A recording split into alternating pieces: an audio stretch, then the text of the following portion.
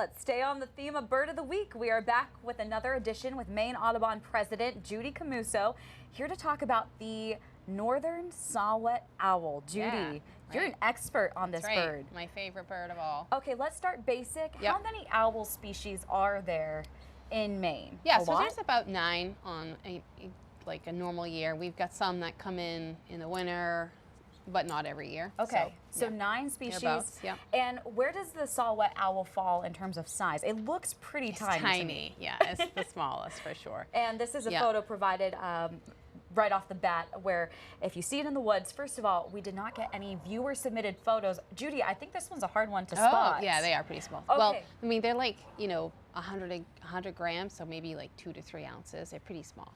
Wow, okay. And big. I know like the screech owl. So is it larger, smaller? Smaller. A little bit smaller than a screech owl. Smaller. Yeah. And we will see this owl in Maine. Absolutely. It's the most common owl we have in the state. What? Yeah. Absolutely. Okay, so where will you see this owl? So saw-whets like mixed habitat, sort of like deciduous in hardwoods. Okay. They are, since they're so small, they get eaten by other owls. So they like to stay in areas other where owls? Yeah. That's not good. I know, right? Okay. Everybody eats somebody. They're just that tiny. They're pretty small, yeah. So they don't come out in the open quite as often. You're not as likely to see them like you would see a great horned or a barred owl. Their call's a little bit different. It's not like the hoot. No, it's not a hoot. It's more of a whistle. It's like a sounds like a car backing up, like that noise. Like. So it sounds tiny, Yeah. With this, is it nesting in Maine? They nest. Oh yeah, they breed all over the state. Okay. They're secondary cavity nesters, so they nest in holes in trees, generally made by like a woodpecker.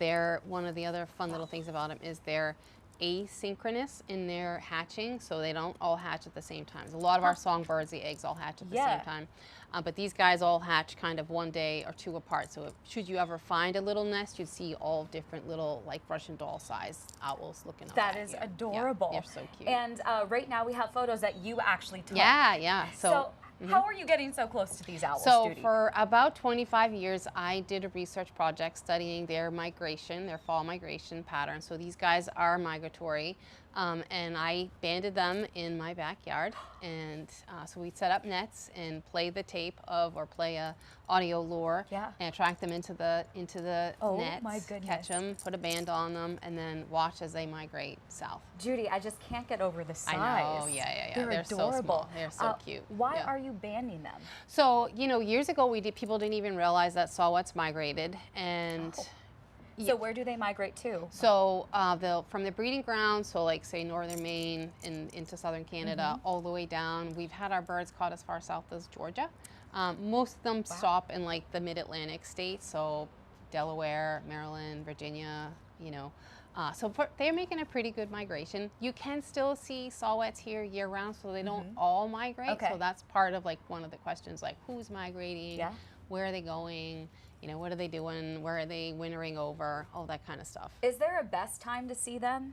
So fall migration is a good time because there's just lots of them. So you got all the birds that bred and then all of their young, and then they're pretty easy to lure in. So if you imitate their call, if they're in the area, they'll respond and come in. Oh, that's but awesome. Being able to find them in the tree isn't always that easy. So you have to be patient. But you've been working with them for 20. Isn't that cute video? Yeah. We have that from the Center for adorable. Wildlife. Yeah. You've been working with them for so many years. Yeah.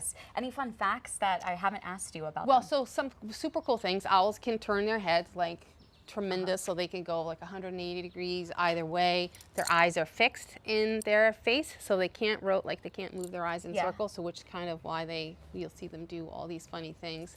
They fly mostly silently, kind of like a big moth. They're slow flyers.